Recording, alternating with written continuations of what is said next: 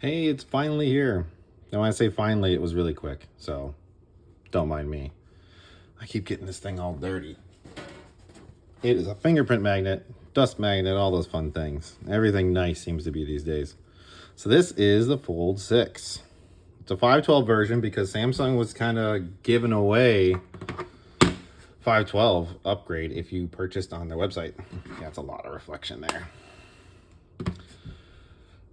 I got the Samsung version with it's a little bit textured, kind of carbon back. It's still a glass back, still wireless charging, all that great stuff. I don't know, it's carbon fiber-y. I don't know what it's actually made out of, but it is a little bit textured and it's slippery, but not nearly as slippery as glass, right? So you can even hear, I don't know, but you can even hear that. Or you can put your nails on this and hear that.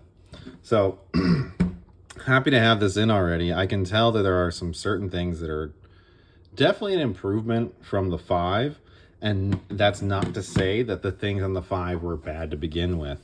So, you know, the 5 has rounded edges and holy fingerprints. I should love microfiber towels. I got some scratches over time, but nothing crazy. You know, the corners are rounded. I'd argue a lot of times this is a little bit nicer to hold, especially with a case. Just it's not as harsh like in your hand when you're doing things, right? 6 is a little bit different than that. It is a little bit, I mean, it's sharper. I mean, not sharp, but it's kind of the same route iPhones went, you know?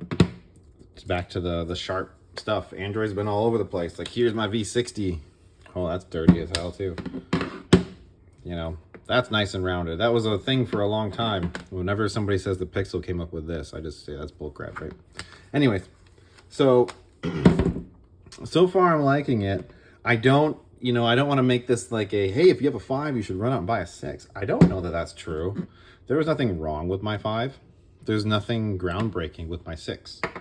There's little things like the cameras are pretty much the same modules, but they certainly look cooler.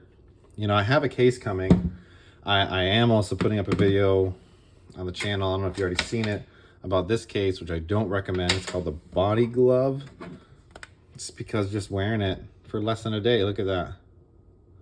Less than a day.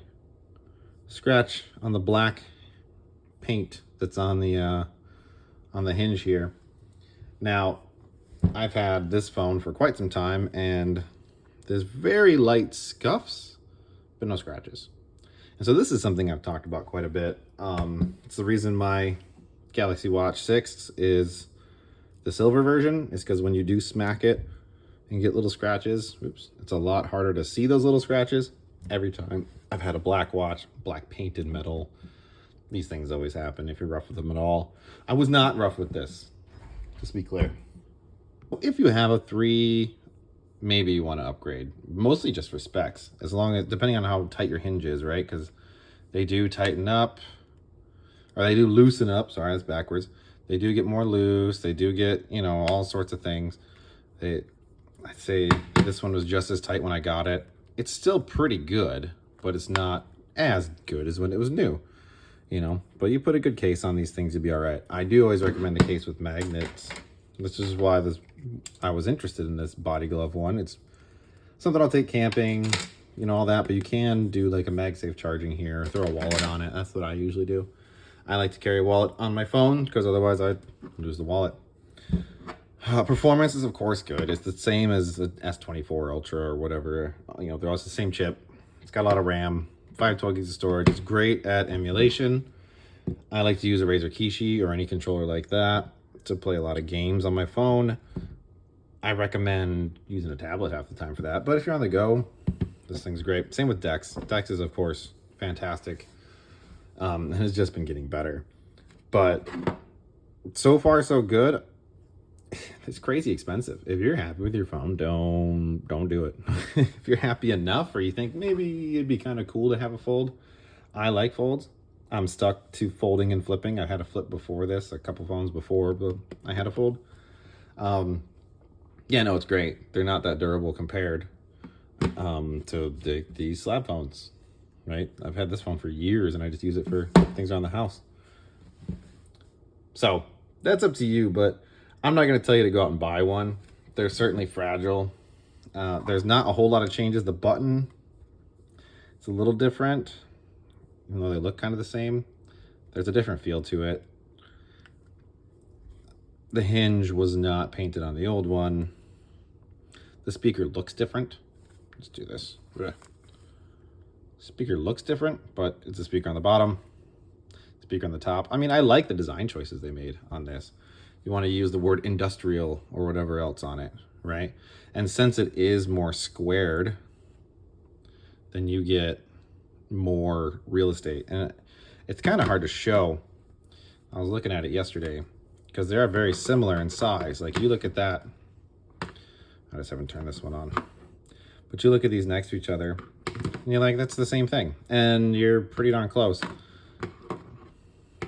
You can kind of tell a bit more when you're horizontal that there is just a little bit more height here. And I don't know if that's mostly due to them squaring off the edges. I think that is the biggest portion. I know the screen size is technically a little bit larger, but the footprint is not that different. So if you're used to one, if you're used to a Fold 3, Fold 4, Fold 1, any of those, then you'd like it. People would ask why I wouldn't get something like a OnePlus Fold or the Google Pixel Fold. First off, the OnePlus is awesome. I've not gotten a chance to try it myself, but there's nothing I see wrong with it. So it doesn't have wireless charging, so I don't care about it. Like that's this day and age in my home setup, all the wireless charging, especially MagSafe style wireless charging, have around the house. I'm not going back. I'll plug in when I need to, but I'm not going back. It's not happening. I don't care about the efficiencies, whatever you want to justify it as. I'm sticking it with wireless charging. So the OnePlus doesn't even exist. All the other Chinese brands don't exist because most of them don't work in the US. So we only have two here, in my opinion, is this and the Pixel Fold. But the Pixel Fold is more like a book, right? So this has actually been widened a little bit compared to the previous one. Not that it's easy to tell, but that square off actually gives you a little bit more space. The bezel's down a little bit, but that's good for quick one-handed stuff. You don't want to sit all day on this. The whole point of using this phone is to open it. And the Pixel Fold, what people will tell you is that, oh, I barely ever have to open it. It's great to use as when it's closed. And that's cool a bit, but and why not just save $1,000 and get a slab phone? There's nothing wrong with a slab phone. If you're going to use it closed the majority of the time, don't spend the money on it. These things are like, this is a 512 version. If it was retail without Samsung sale and all that, it's going to be like $2,000. Don't save yourself the money. What do you? But if you want to have it open all the time, not all the time, but frequently, okay, here I'm having issues with Android Auto or whatever.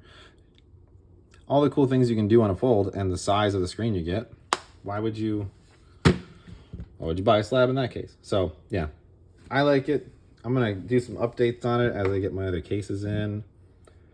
I do have the Galaxy Watch Ultra coming in. I'm gonna kind of air quotes Ultra at this point because it doesn't have a spinning bezel, so I'm a little bit worried about that. Whoop, there, So we'll see. I just have, everything is about preference in this way. Some people love the Apple Watch.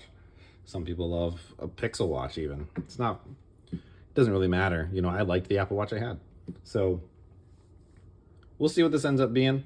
I'll let you know when I get the watch in, see if that's any good. Hopefully it's worth replacing this.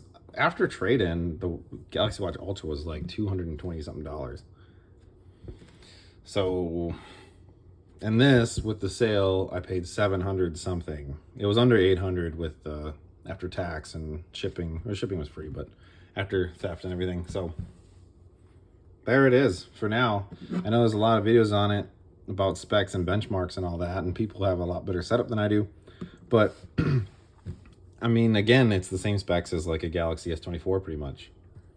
There's not anything really new to talk about with that. There's a lot of new AI features, but honestly, most of those are on the S24.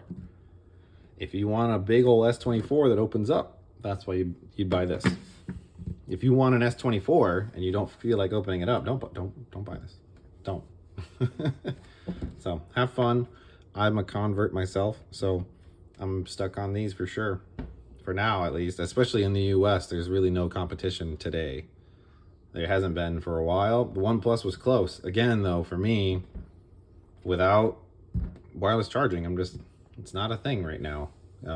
Not in insert current year here. So thank you, and I'll talk to you soon.